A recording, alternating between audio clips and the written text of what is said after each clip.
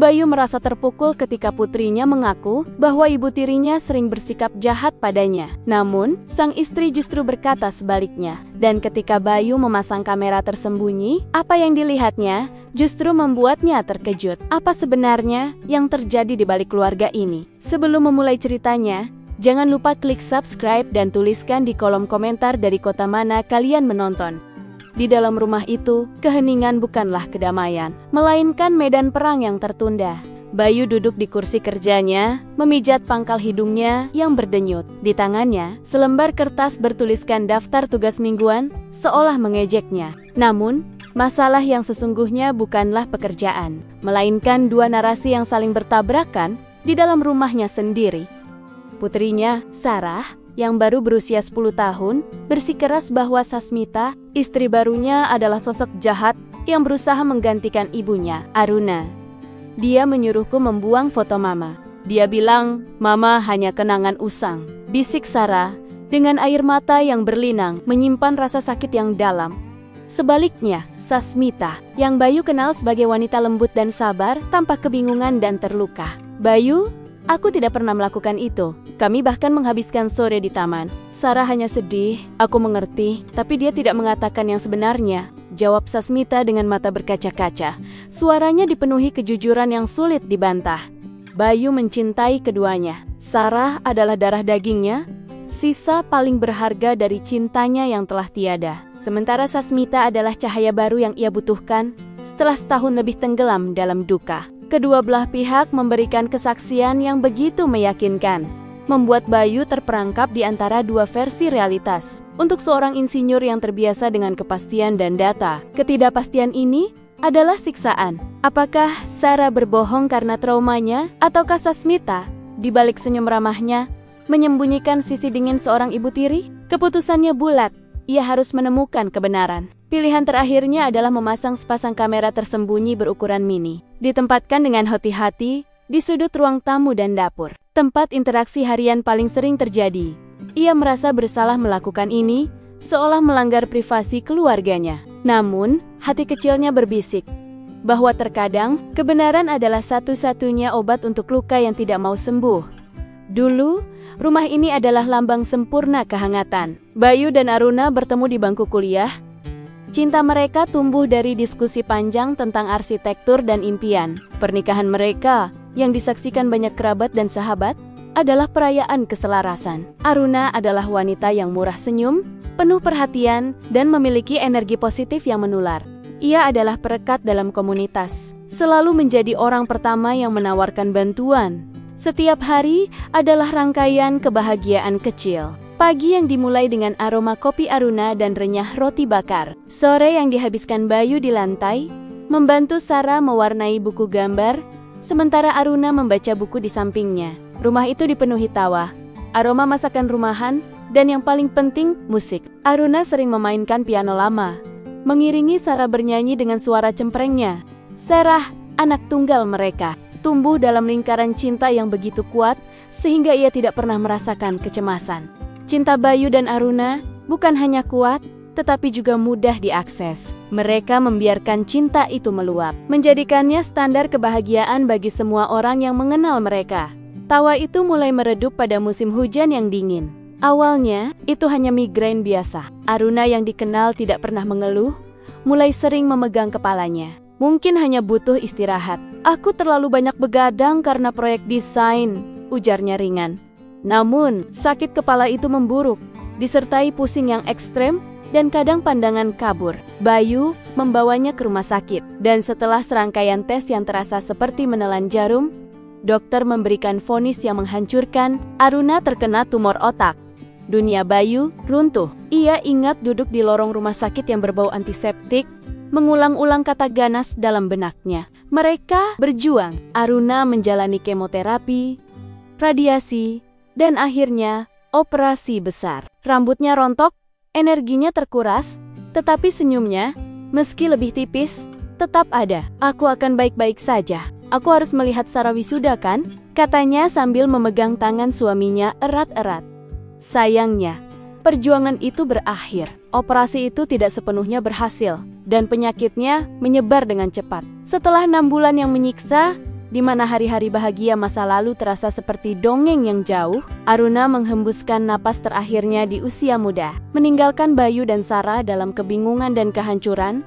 Duka itu adalah entitas yang berat dan dingin, mendiami setiap sudut rumah.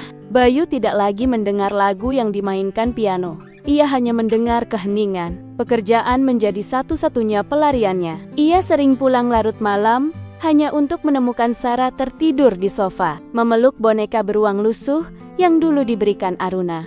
Di usianya yang masih belia, Sarah memikul beban kesedihan yang tak tertanggungkan. Ia menarik diri. Dari seorang anak yang ceria dan banyak bicara, ia berubah menjadi pemurung. Ia tidak mau sekolah, ia menolak bermain dengan teman-temannya. Ia membangun dinding tak kasat mata di sekeliling dirinya, menjadikan kenangan ibunya sebagai satu-satunya penghuni di dalamnya. Ayah dan anak ini menjalani hidup berdampingan dalam duka masing-masing. Tidak tahu bagaimana cara menjangkau satu sama lain. Setiap makan malam adalah ritual sunyi yang menyakitkan. Mereka mencoba menata hidup, tetapi setiap langkah maju terasa seperti mengkhianati Aruna. Kenangan indah yang dulu menjadi kekuatan, kini menjadi belenggu yang mengikat mereka pada masa lalu yang sempurna. Lebih dari 1 tahun berlalu, luka itu tidak hilang, tetapi telah berubah menjadi bekas luka yang samar. Bayu bertemu Sasmita melalui rekan kerja. Sasmita adalah seorang pustakawan, seorang wanita pendiam dengan aura ketenangan yang menenangkan. Ia tidak mencoba menjadi Aruna. Ia bahkan tidak berusaha menyamainya. Ia hanya menawarkan bahu untuk bersandar dan pendengar yang sabar. Sasmita adalah antitesis dari energi Aruna yang meluap-luap. Dan itulah yang Bayu butuhkan, ketenangan.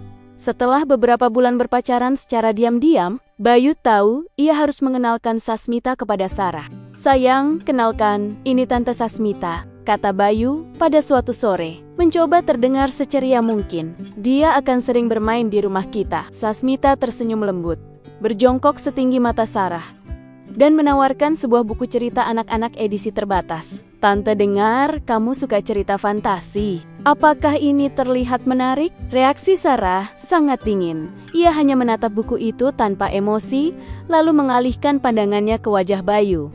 Di mata kecilnya, Bayu melihat pertanyaan yang menusuk. Apakah ayah membawa pengganti mama?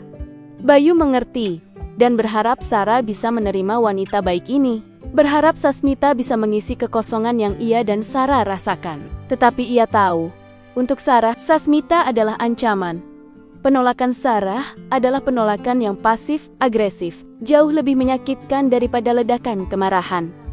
Sarah menolak semua upaya Sasmita. Jika Sasmita menawarkan bantuan untuk mengerjakan tugas sekolah, Sarah akan berkata bahwa ia sudah menyelesaikannya. Jika Sasmita mencoba menyajikan kue coklat buatan sendiri, Sarah akan memilih makan roti tawar. Ia akan sengaja berbicara dengan ayahnya tentang Aruna ketika Sasmita ada di dekat mereka. Sasmita, yang memiliki hati selembut sutra, berusaha sekuat tenaga. Ia sering duduk sendiri di dapur, membaca resep yang tidak akan pernah ia buat, mencoba memahami bagaimana cara menembus dinding pertahanan Sarah. "Aku akan mundur, Bayu. Aku tidak mau membuat Sarah semakin sedih," kata Sasmita suatu malam. "Jangan menyerah," jawab Bayu, menggenggam tangannya erat. "Kamu sama sekali tidak salah. Ini tentang luka lama. Kita harus memberinya waktu. Kita harus menunjukkan bahwa mencintaimu tidak berarti melupakan ibunya. Tolong, bersabarlah sedikit lagi." Bayu tahu bahwa memaksa Sarah tidak akan berhasil. Ia memutuskan untuk membiarkan waktu dan ketulusan Sasmita yang berbicara. Setelah beberapa bulan, Sasmita resmi menjadi istri Bayu. Datanglah jadwal dinas luar kota. Sebuah proyek besar di luar pulau menuntut Bayu pergi selama seminggu penuh. Ini adalah pertama kalinya Bayu meninggalkan Sarah dan Sasmita berdua dalam jangka waktu lama. Rasa cemas mencekiknya. "Sarah, kamu akan baik-baik saja dengan Tante Sasmita kan? Dengarkan apa kata Tante," pesan Bayu sebelum berangkat, mengusap kepala putrinya. Sarah memeluknya erat-erat. Tatapan matanya penuh permohonan agar Bayu tidak pergi. "Aku tidak suka ditinggal dengannya ya. Tante Sasmita jahat. Dia tidak suka aku. Dia hanya baik kalau ada ayah." Bayu menenangkan putrinya, mencoba meredakan kecemasannya. Ia yakin Sasmita akan bersikap baik. Namun, perkataan Sarah meninggalkan duri kecil di hatinya. Selama seminggu itu, Bayu dan Sasmita berkomunikasi melalui telepon. Sasmita selalu mengatakan hal yang sama. Kami baik-baik saja. Sarah agak pendiam, tapi dia makan dengan baik dan mengerjakan tugas sekolahnya. Bayu merasa lega, berpikir mungkin Sarah mulai luluh. Kepulangan Bayu disambut dengan pelukan erat dari Sarah dan senyum lega dari Sasmita. Tetapi malam harinya, ketika Bayu membacakan dongeng sebelum tidur, Sarah kembali meracuni pikiran ayahnya. "Ayah, Tante Sasmita bohong," bisik Sarah. Suaranya parau. "Waktu ayah pergi, dia memarahiku karena aku menyanyikan lagu yang dulu mama nyanyikan. Dia juga bilang kalau dia akan membuang semua foto mama dari kamar kita. Karena katanya, foto-foto itu membuat rumah terlihat sedih." Bayu tercengang. Sasmita tidak mungkin melakukan itu. Namun, Sarah terlihat begitu tulus. Air matanya membasahi bantal. "Tapi sayang, semua foto mama masih ada kan? Ayah lihat di meja rias dan di ruang tengah?" tanya Bayu, berusaha menjaga nada suaranya tetap tenang. Dia menyembunyikannya, dia akan membuangnya nanti. Dia bilang, "Bayu tidak akan tahu kalau kita ganti fotonya pelan-pelan." Hati Bayu teriris. Jika ini benar, Sasmita adalah penipu ulung. Namun, Bayu teringat saat ia baru saja pulang, ia melihat foto besar Aruna di ruang tamu masih tergantung sempurna, berbingkai kayu jati, persis seperti yang ditinggalkan. Tidak ada satupun tanda-tanda foto itu pernah disentuh atau digeser.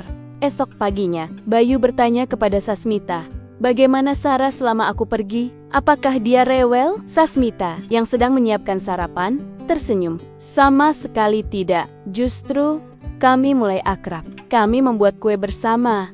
Walaupun berakhir berantakan, tapi dia tertawa. Kami juga menonton film kartun lama, dan dia bahkan tidur sambil memegang tanganku di sofa. Kupikir dinding yang ia bangun mulai runtuh." Bayu kini benar-benar bingung. Sasmita terdengar sangat bahagia dan bangga. Jika Sasmita berbohong, ia adalah aktris yang luar biasa. Tapi jika Sarah berbohong, mengapa ia melakukannya? Ia memiliki dua versi cerita yang sangat bertentangan. Sarah mengatakan, Sasmita jahat, mengancam membuang foto Aruna, dan sering memarahinya. Sedangkan Sasmita mengatakan mereka akrab, membuat kue, dan tertawa. Satu-satunya kesamaan adalah fakta bahwa salah satu dari mereka, atau mungkin keduanya, sedang menyembunyikan kebenaran. Bayu harus pergi dinas lagi.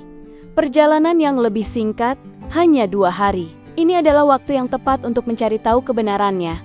Sesaat sebelum ia berangkat, Bayu memasang kamera tersembunyi, ditempelkan di rak buku di ruang tamu. Menghadap sofa dan meja makan, pusat interaksi keluarga. Ia menghubungkannya ke koneksi internet rumah, memungkinkannya mengakses rekaman secara real-time dari ponselnya.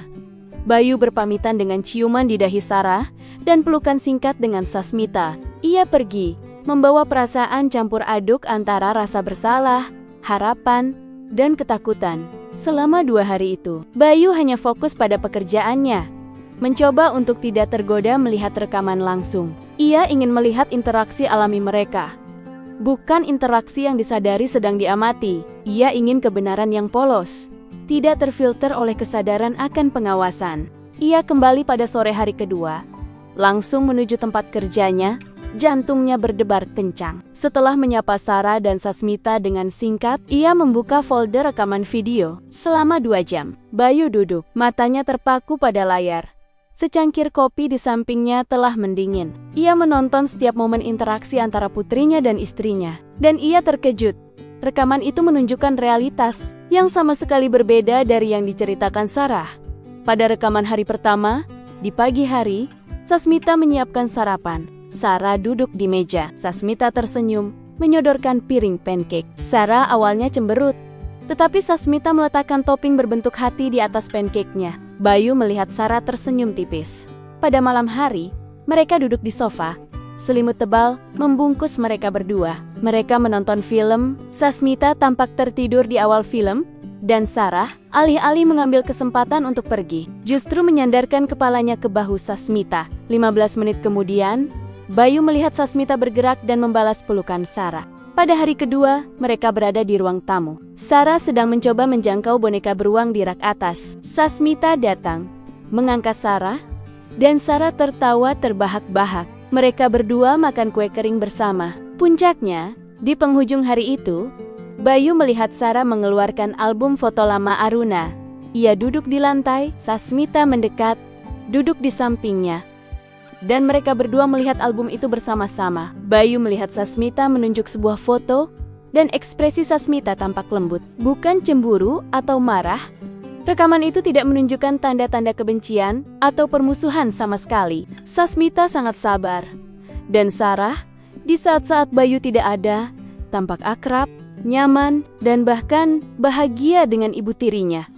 Bayu mematikan laptop, pikirannya kacau balau. Ia tahu apa yang harus ia lakukan. Malam itu, setelah Sasmita tidur, Bayu membawa Sarah ke kamar kerja. Ia duduk di kursi, Sarah duduk di pangkuannya. Di sampingnya layar laptop menampilkan tangkapan layar Sarah dan Sasmita tertawa bersama di sofa. Sarah, Bayu memulai. Suaranya lembut namun tegas. Ayah sudah tahu yang sebenarnya. Sarah melihat ke layar. Matanya langsung membesar. Ekspresi kaget dengan cepat berubah menjadi rasa bersalah yang menusuk. Air mata mulai menggenang. Ayah, itu. Bayu segera memotong. Ayah sudah melihat rekaman itu, sayang. Ayah melihat Tante Sasmita memelukmu, tertawa bersamamu, dan melihat album foto Mama bersamamu. Dia tidak membuang foto Mama. Dia tidak marah, dan dia tidak jahat. Dia sangat baik, kan? Sarah tidak lagi bisa menahannya. Tangisnya pecah, isakannya memenuhi ruangan. Ia memeluk leher ayahnya, erat-erat. Dia baik, dia sangat baik, teriak Sarah di sela tangisnya. Dia memasak makanan enak, dia bercerita, dia memelukku waktu aku mimpi buruk. Bayu menghela napas panjang. Ini adalah bagian yang paling sulit. Lalu, kenapa kamu berbohong, nak? Sarah menarik diri, wajahnya merah dan basah. Ia melihat ke Bayu dengan tatapan penuh keputusasaan. Aku takut ya. Aku takut aku akan menyukai Tante Sasmita. Aku takut aku akan sayang padanya, seperti aku sayang Mama. Pengakuannya sungguh memilukan. Bayu baru menyadari betapa berat beban emosional yang ditanggung putrinya. Jika aku menyukainya, berarti aku mengkhianati Mama ya? Itu artinya aku lupa sama Mama. Semua orang bilang Mama adalah istri terbaik ayah. Mama adalah ibu terbaikku. Kalau aku sayang Tante Sasmita, berarti Tante Sasmita lebih baik dari Mama. Dan itu tidak boleh. Sarah kembali menangis histeris. Ia tidak membenci Sasmita. Ia membenci dirinya sendiri karena mulai mencintai Sasmita. Rasa bersalahnya terhadap mendiang ibunya begitu besar, sehingga ia berbohong. Berharap kebohongan itu akan membuat Bayu meninggalkan Sasmita, sehingga ia bisa kembali ke duka yang aman, di mana hanya ada kenangan Aruna.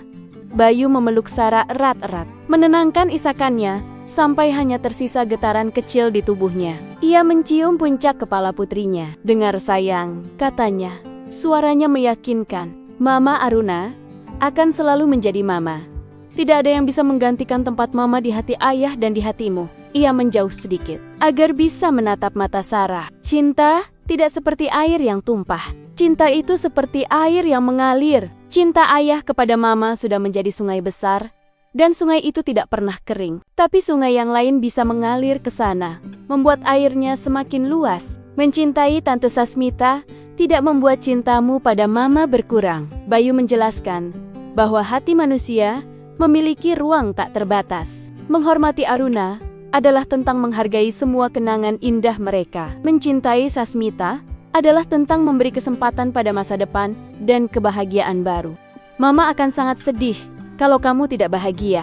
Mama akan senang kalau kamu punya seseorang yang menjagamu dan menyayangimu saat ayah pergi. Sasmita melakukan itu. Dan Tante Sasmita melakukan yang terbaik karena dia sayang padamu. Lanjut Bayu. Sarah menyeka air matanya. Aku minta maaf ya. Aku sangat jahat sama Tante Sasmita. Ayah tahu, tapi ayah mengerti. Dan ayah yakin, Tante Sasmita juga akan mengerti. Kata Bayu. Mereka sepakat bahwa Sarah harus meminta maaf kepada Sasmita. Dan mereka bertiga akan menjalani hidup sebagai satu keluarga. Sarah akhirnya setuju untuk menerima Sasmita. Bukan sebagai pengganti, tetapi sebagai pelengkap. Pagi berikutnya, Sarah dengan gugup berjalan ke dapur, di mana Sasmita sedang menyiapkan teh. Tante Sasmita, panggilnya pelan. Sasmita berbalik. Ada apa sayang? Sarah berjalan mendekat, mata besarnya menatap lantai. Aku minta maaf atas semua yang kukatakan tentang tante kepada ayah. Aku bohong. Tante sangat baik kepadaku. Aku cuma minta maaf. Sasmita terdiam sejenak. Ia melihat Bayu yang berdiri di ambang pintu dengan senyum lembut, memberi isyarat bahwa semuanya baik-baik saja. Sasmita berjongkok lagi, meraih tangan Sarah. Terima kasih sudah jujur sayang, kata Sasmita tulus. Tante tahu, kamu tidak bermaksud jahat. Tante tahu, kamu sayang Mama Aruna. Dan itu bagus. Kita akan selalu menyayangi Mama Aruna.